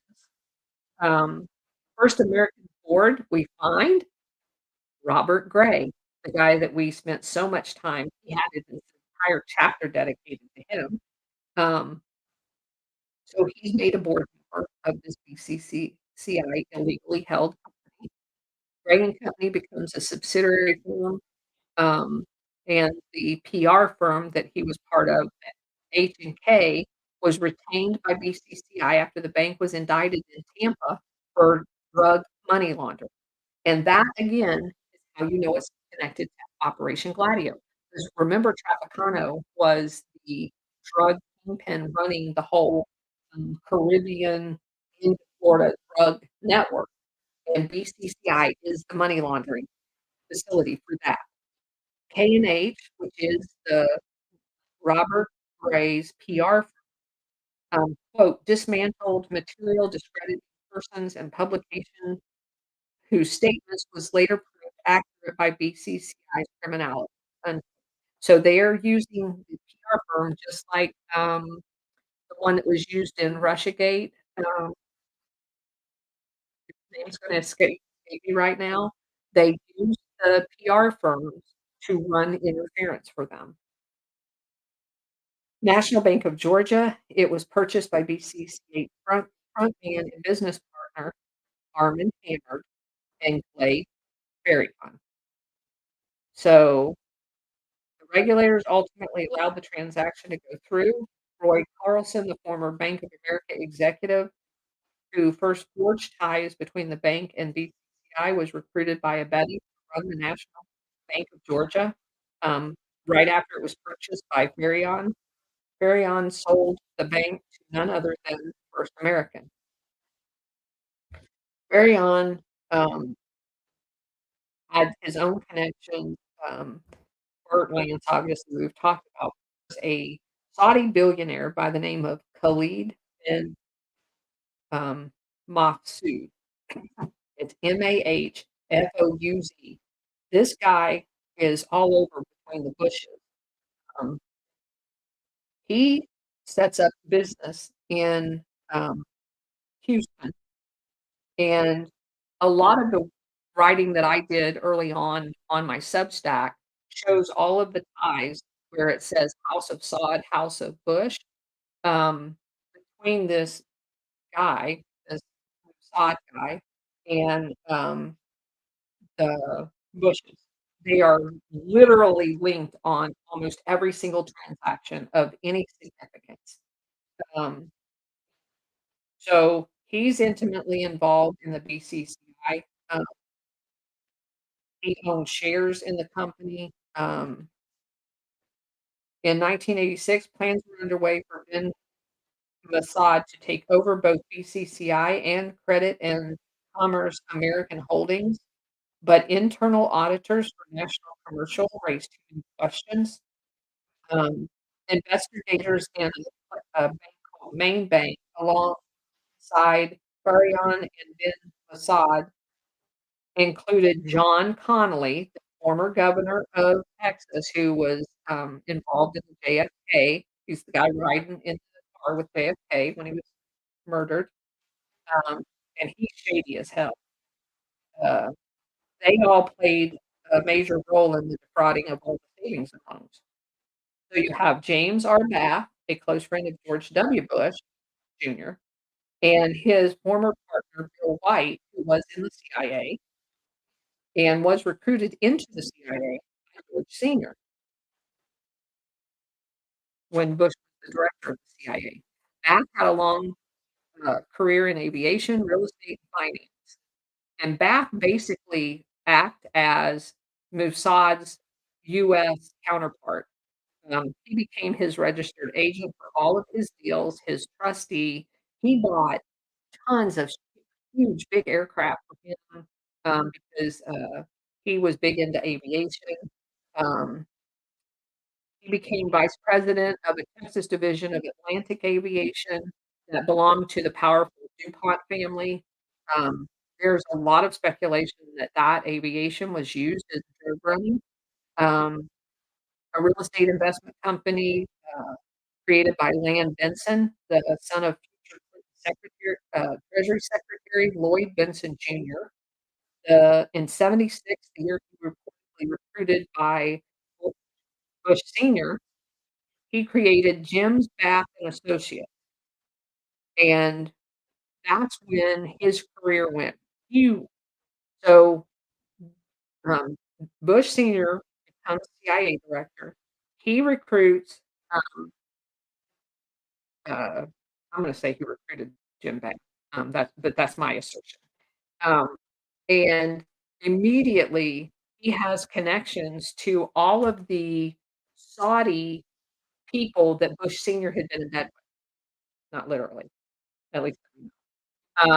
So there's a direct correlation towards, um, Bath's, fortunes and, Bush Sr. becoming the CIA director and his becoming the appointed official for one of Bush Sr.'s known associates, as if he's handpicked by Bush Sr. to be this guy's US rep. So just get that picture. Um, and there's lots of links with the BCCI in between of all of this stuff going on that I just mentioned. So, BCCI expands their, operation into China. It becomes part I mean, it's, like, huge in China too. Um, Chinese officials and government entities companies lost around $500 million when the bank collapsed, the BCCI bank collapsed. Um, they had joint ventures called China Arab Bank with the Abu Dhabi Investment Authority, um, basically money laundering. BCCI was in, the USSR at that time. Um, they there was a report written that says, quote, "Obtaining the records for these financial transactions will be critical to understanding what the Soviet Union under Brezhnev, um, Taranko, and Andropov, was doing in relationship to the West." So, um, it talks about in a book on BCCI that one of the authors was told by a German arms dealer, who they referred to in the book as Heinrich, that the Soviets were buying Western high technology via BCCI to include NAVs or GPS. That's very disturbing. Um, let's see, it goes into Congo, Nigeria, um, Jamaica, and, they're basically funding both sides of the Iran-Iraq war. Um, they create a thing called the Gulf Group that was headed by a bunch of BCCI people to get a foothold in global shipping. 'Cause, if you're gonna do drugs and run errands, you can have ships. Um, they also acquired Chelsea National Bank, um, the people involved in this whole thing acting as proxies for BCCI, which is a small New York City bank. Regulators were very quickly recognized that one of the buyers had no banking experience at all, um, and basically they brought in the entire BCCI management team to manage the, um so at this point, we end up running back into Bruce Rappaport, who, offered to buy 50%. The people that had just bought that New York bank offered to buy 50% of Bruce Rappaport's bank called Maritime Bank, um, and while Rappaport had declined that, Rappaport instead sold basically 20% of the bank shares to the Gulf Group, kind of head honcho. Um, later, um and added Abbas to his board of directors. So Abbas' personal secretary, when Abbas, Abbas, was later sent to jail, his personal secretary went to work for Rappaport. One big one small group of he then talks about how a Swiss banker by the name of Alfred Hartmann had operated as a front person for BCCI, um, while Rappaport was increasing his stake in the Bank of New York. Um, Rappaport ends up giving, official testimony in the BCCI inquiry, stating that he believed, um or Burt Lance did, sorry, that he believed Rappaport had been dispatched by William Casey to do all of that stuff and to spy on him. So, uh, Rappaport and BCCI get into business together in Oman. Um, both BCCI and the Bank of America sets up a bank called the National Bank of Oman. The National Bank of Oman became one of BCCI's biggest unit with 55 branches to it. Um, they were able to use that bank to fund the war in Afghanistan through the black program, the money laundering. Um, and they did business with Bruce Rappaport as well. And then they talk about how they brought in the shipping part, which is Eats Go, which we've talked about before. Um, Shackley's, guy called Thomas Kleins gets into this, supplying money and supplies to the Mujahideen in Afghanistan. Um, you have a subsidiary of Honeywell, the legit company called Tetra Tech and Tetra Tech International that are said to have been involved in they get contracts to do all kinds of different stuff, but not necessarily all of them are, legitimate, um, as far as using black money versus real money. Um, and that brings us to a program called Black Eagle, and I think probably that's a good point to stop today.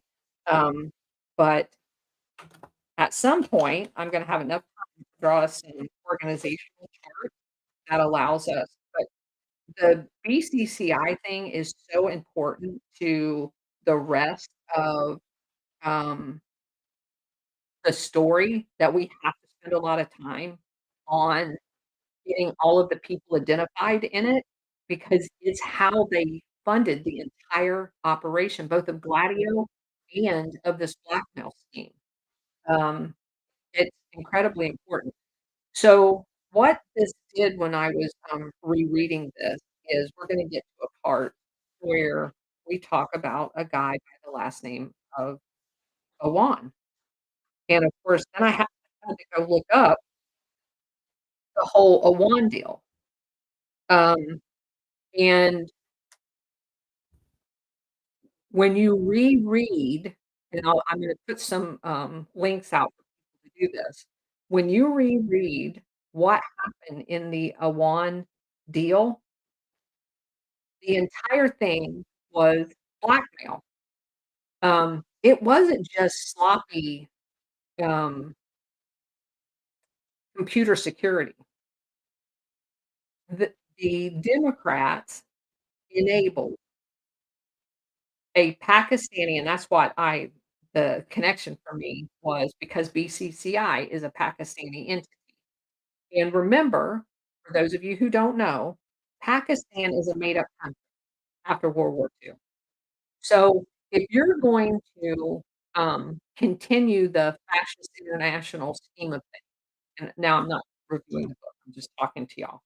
Um, if your goal after the 19, mid-40s was to create an infrastructure around the world to come up with a, um, uh, international scheme, you would create company or countries. You would do it with borders that dissect, culturally unique people, like we talked about a lot with, the Kurds, but Pakistan is another good example of that. You had Afghanistan and India, and they took territory out of both and just created Pakistan out of whole cloth. Now we know that they've used Pakistan for all kinds of, military launching off opportunities, for control in that area. We know that we basically funded and created their entire intel apparatus. We've knocked off, any prime minister to include the most recent one that we don't like. So we basically are a proxy state for us. That's just a good way of saying it. So it's not ironic that BCCI is set up there. Um, there are connections to the World Anti-Communist, let me get the name of it exactly, 'cause I do wanna, close with this part. It comes up, um, in a area that we're gonna be talking about. Let me get the name of it, correct. Um, let's see if I can find it quickly. Um, World Anti-Communist League. So we're gonna do this real quick. Um, let's see. That, share screen, Brave tab. Entire screen. Okay. Don't look at all the rest of my crap. Alright, so anti what was it? World. World. Remember when I said about anytime you see the words anti-communist, you need to think, Operation Gladio? I'm about ready to prove that point to you, right? Dang it. Um,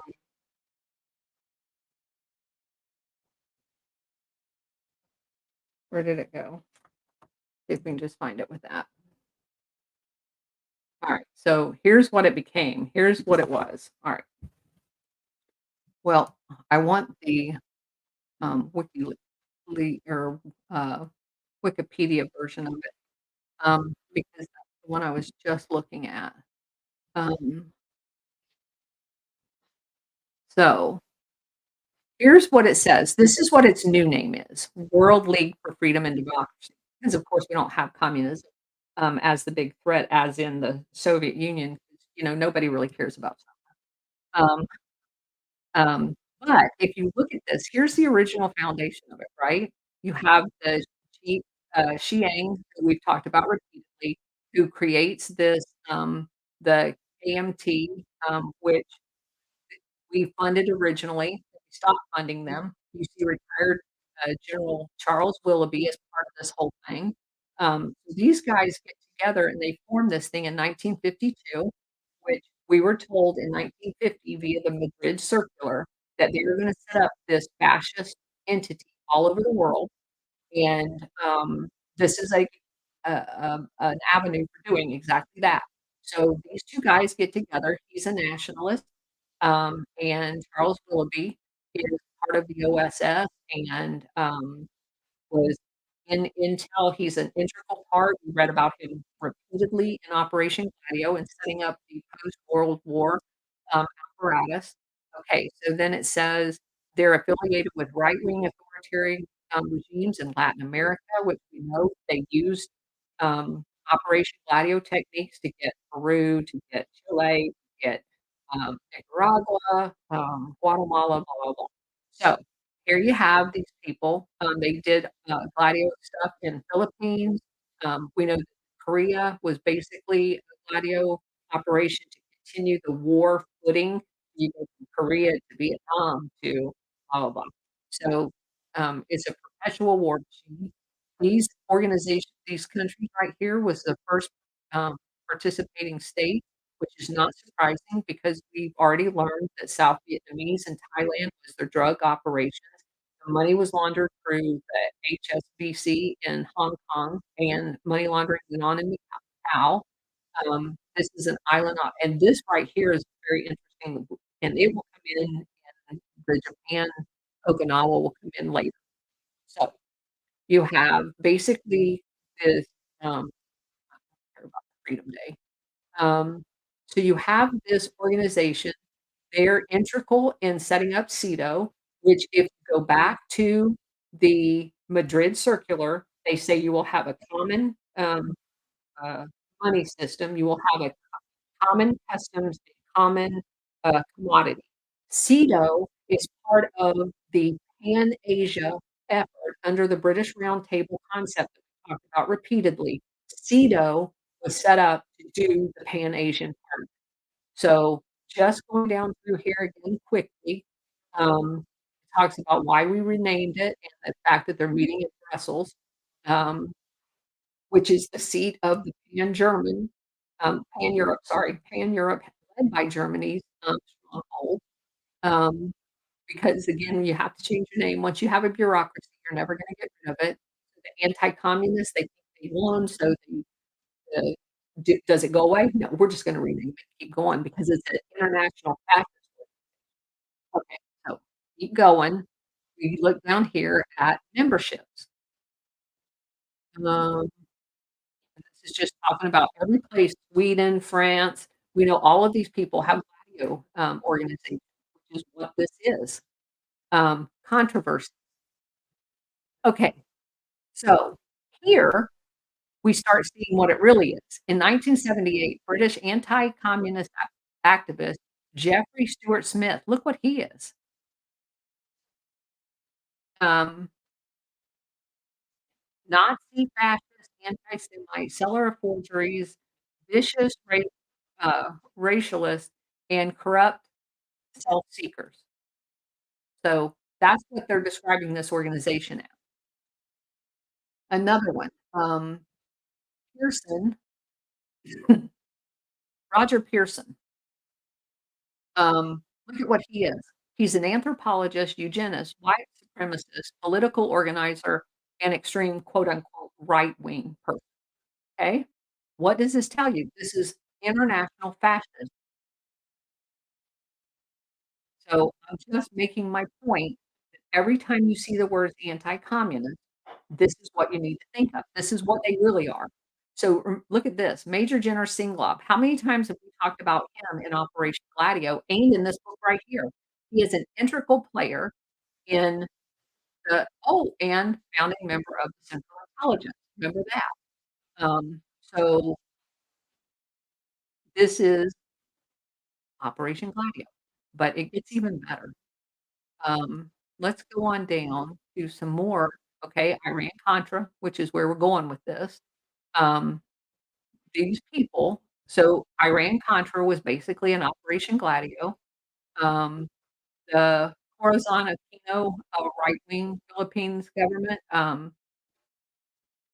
group of killers, um, the the Renamo movement in Mozambique, part of Operation Gladio, and this is very important. This is gonna come up. The Unification Church, as part of Sun Moon, is part of Operation Gladio, and look what this says right here. Also enjoyed support from US congressmen, most notably 2008 presidential nominee George or John McCain. Isn't that interesting? Okay. Here's some of other the, some more of the, uh so John McCain was an integral part of this whole network. And later, they said, "Oh, no, that was a mistake." He asked them to take his name off and resign. He never did either one of them. That was a lie. Um, so here's some of the other figures right down here that talks about Paraguay. Remember what we said about that? Um, Operation Gladio put this guy in charge. Um, Croatia, uh, uh, Korzeni, all of these people are Operation Gladio, every single one of them. This guy right here, the Italian, um, Almirante, Operation Gladio. Guatemala, remember that? Um, Godfather of the Death Squads. He was a huge part of Operation Gladio. Um, so you can then infer, like this guy right here, um, the Reverend Moon, all of these people are part of Operation Gladio. And all of these organizations right here, American Security Council, Anti-Bolshevik, Australian League of Rights, British League of Rights. So I've not looked into any of these, but I will guarantee you that they're all part of, Operation Gladio. Uh, Afghanistan, there was one of these guys, um, and I'll have to look it up. I will post it later, um, that I was looking up and doing a little bit more research on, um, that was that tied John McCain to this as well, and I just think it's very interesting that once you understand what the words is that they use, that the whole door is open, wide open for us to now understand what really is going on. So, I just kinda wanted to take that into a brief "I told you so." Um, and, kinda close the session with that because I believe in this stuff so much, and I really want y'all to not feel like you're wasting your time here. This takes a lot of time, and I appreciate all of you being here.